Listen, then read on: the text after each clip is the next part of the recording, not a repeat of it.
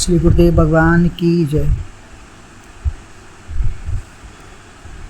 श्रीमद् भगवद गीता के 11वें अध्याय में संजय वर्णन कर रहे हैं जो दिव्य दृष्टि अर्जुन को मिली।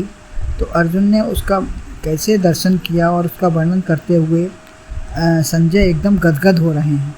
अनेक दिव्य अस्त्र शस्त्र माला आभूषण दिव्य गंध का अनुलेपन किए हुए आश्चर्य में संपूर्ण विश्व को जिसने अपने अंदर समेट लिया है, वो उसी भाव का वर्णन करते हुए 12वें श्लोक में कहते हैं, दिवि सूर्य सहस्त्र से भवेद्युगपदुत्थिता यदि भा सदृशी स्याद् भास्तस्य महात्मनः। नवमय सहस्त्र मिले उदय हो प्रभा पुंज महान हो, तब उस महात्मा कांति के कुछ कुछ प्रकाश समान हो। अन्वय है इसका, दिवि सूर्य सहस्त्र से युगपत उत्थिता भा भवेत् सा तस्य महात्मनः भासः सदृशी यदि स्यात्।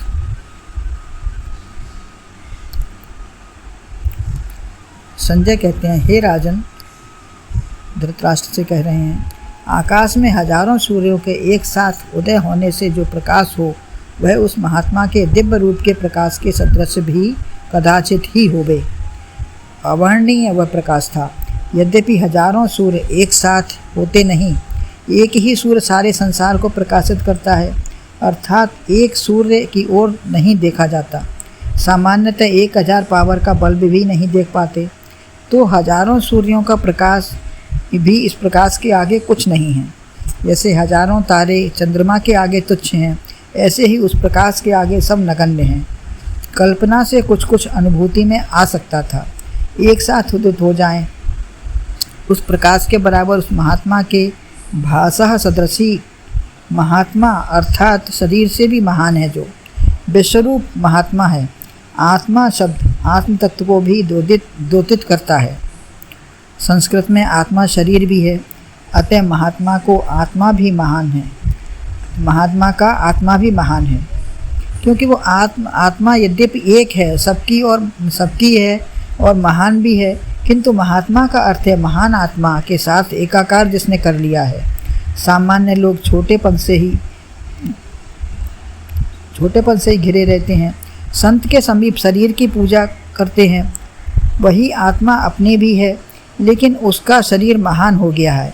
यद्यपि वैसा ही है शरीर उसका भी, जैसा सबका है, लेकिन इसी शरीर से उसने आत्म तत्व की प्राप्ति की है। अतः सोई पावन सोई सुभग शरीरा, जो छल छाण भजय रघुबीरा। और शरीर माध्यम खलु धर्म साधनम। अतः जिस शरीर से ने आत्म तत्व का ज्ञान प्राप्त कर लिया है वही महान है। सूक्ष्म शरीर को इतना व्यापक बना लेते हैं वो कि स्थूल की आस्था समेटकर सूक्ष्म में आत्म तत्व भाषित होने लगता है। सूक्ष्म में ही आत्म तत्व ने भाषित हो जाता है। इस शरीर से आत्मोपलब्धि भी कर लिया है, आत्मोपलब्धि कर ली है। वह हर एक नहीं कर सकता। एकाग्रता से दर्शन करने वाला ही जान पाता है। यहाँ अर्जुन ने तो जान ही लिया है, शरीर से ही तो ज्ञान की प्राप्ति होती है।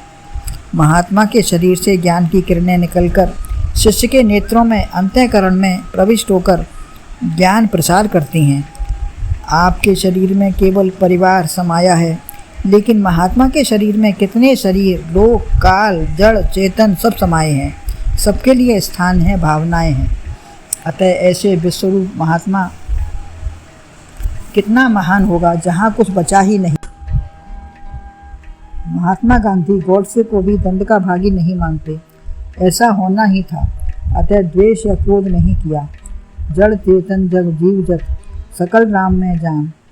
अतः गोली मारने वाला, खाने वाला, सब बगोली सब राममय हैं। वह दुराचारी सदाचारी नहीं मानते। सब जिसके अंतर्गत हैं, सब में जो समाया और जिसमें वह समाया है। प्रकाश ज्ञान से है और अंधकार संसार से। आत्म तत्व के सिवा जब कुछ रहा ही नहीं, तो शरीर भाव मिटकर सर्वत्र आत्मा ही है। शरीर को भी आत्मा करके देख लिया, ऐसा महात्मा है। शरीर भी आत्मा है और सर्वत्र आत्मा ही रूप है। संसार की खोज करो तो महान तत्व आत्मा ही मिलेगी। जैसे पूर्व की खोज करो तो अंत कहीं भी नहीं है, कहीं नहीं मिलेगा। मैं अपनी तरफ से खोजूं तो मैं ही आदि व अंत हूँ। मेरे से ही पूर्व है, पश्चिम है, देश काल वस्तु सब कुछ बताने वाला मैं ही हूँ। जो पहले हो गया, आगे होगा, यह सब बताने वाला मेरा वर्तमान सब मैं ही हूँ। अतः खोज करनी है तो अपनी ही करो, तब खोजते खोजते आत्म तत्व ही मिलेगा। हम शरीर नहीं हैं, शरीर बदला, हम कौन हैं जो जानते हैं। जन्म के पहले भी थे हम और मृत्यु के बाद में भी हम रहेंगे आत्मा रूप से। दुनिया का अंत नहीं है।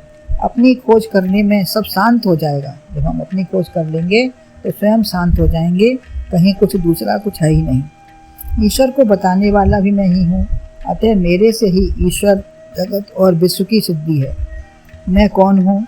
जो ईश्वर, माया, जगत, दिशा, भूत, भवस्य, देश, काल, वस्तु सबका जानने वाला मैं ही सबका सार हूँ।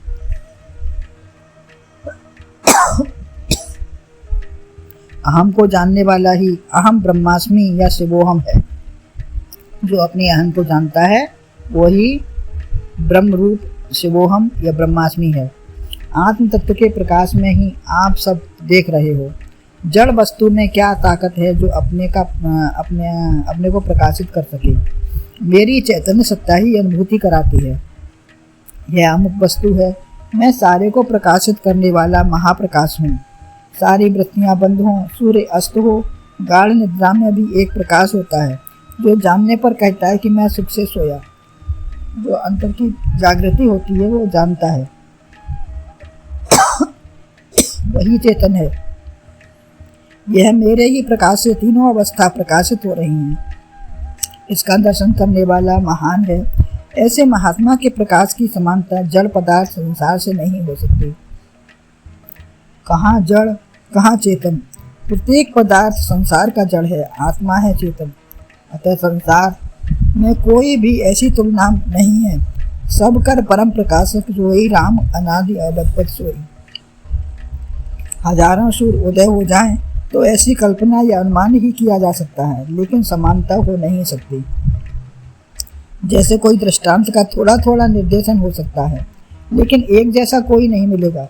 ऐसा भान हो आत्म तत्व का। वही प्रकाश में सब पहुँच सका है। वही प्रकाश में पहुँच सका है। यह अनुभूति का भी माध्यम है। जिसको ऐसी अनुभूति हो जाती है वही उस प्रकाश को जान सकता है, पा सकता है और पहुँच सकता है। गुरुदेव भगवान की